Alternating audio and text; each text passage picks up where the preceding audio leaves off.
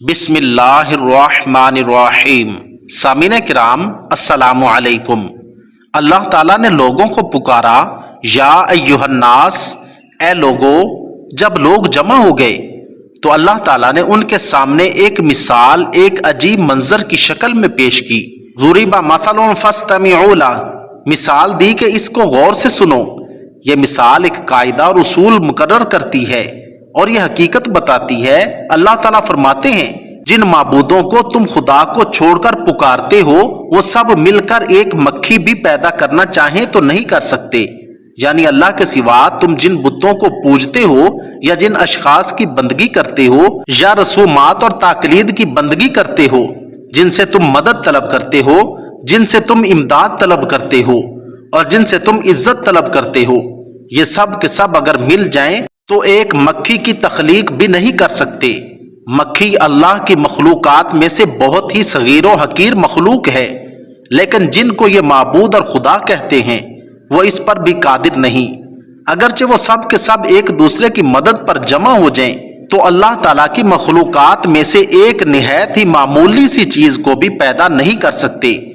جہاں تک مکھی کی تخلیق کا تعلق ہے تو وہ اونٹ اور ہاتھی جیسے بڑے حیوانات کی طرح مشکل اور محال ہے، کیونکہ مکھی کے اندر بھی وہی راز حیات ہے جو اونٹ اور ہاتھی کے اندر ہے۔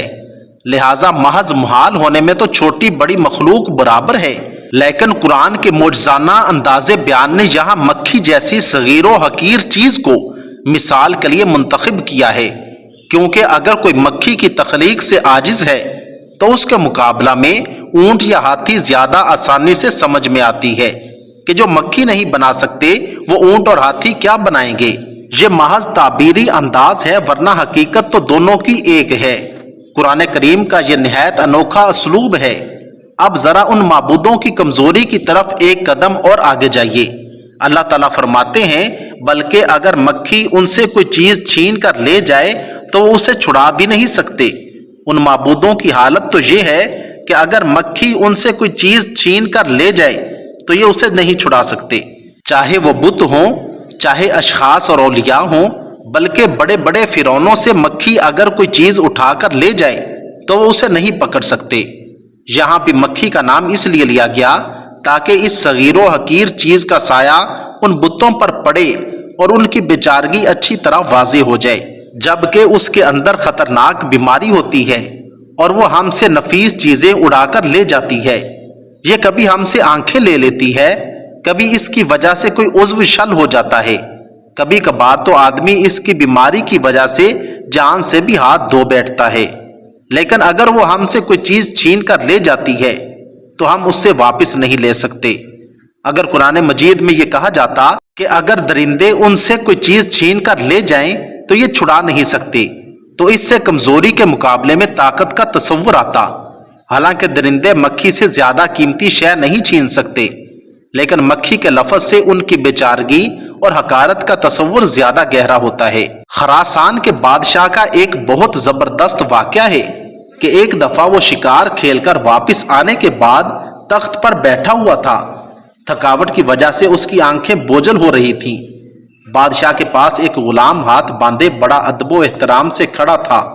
بادشاہ کو سخت نیند آئی ہوئی تھی، لیکن جب بھی اس کی آنکھیں بند ہوتی تھیں تو ایک مکھی آ کر اس کی ناک پر بیٹھ جاتی تھی۔ نیند اور بے خیالی کی وجہ سے بادشاہ غصے سے مکھی کو مارنے کی کوشش کرتا، لیکن اس کا ہاتھ اپنے ہی چہرے پر پڑتا اور وہ ہڑبڑا کر جاگ جاتا تھا۔ جب 2-3 دفعہ ایسا ہوا تو بادشاہ نے غلام سے پوچھا، تمہیں معلوم ہے کہ اللہ نے مکھی کو کیوں پیدا کیا ہے؟ اس کی پیدائش میں اللہ کی کیا حکمت پوشیدہ ہے؟ غلام نے بادشاہ کا یہ سوال سنا تو اس نے ایسا جواب دیا جو سنہرے حروف سے لکھے جانے کے قابل ہے۔ غلام نے جواب دیا، بادشاہ سلامت، اللہ نے مکھی کو اس لیے پیدا کیا ہے تاکہ بادشاہوں اور سلطانوں کو یہ احساس ہوتا رہے کہ وہ خود کو کہیں خدا نہ سمجھ بیٹھیں، کیونکہ وہ تو خود سے ایک مکھی کو بھی قابو نہیں کر سکتے۔ بادشاہ کو اس غلام کی یہ حکمت بری بات اتنی اچھی لگی کہ اس نے اسے آزاد کر کے اپنا مشیر خاص مقرر کر لیا۔ اللہ تعالی ہمیں اپنی پہچان حقیقی معنوں میں عطا فرما دیں۔ آمین ثم آمین۔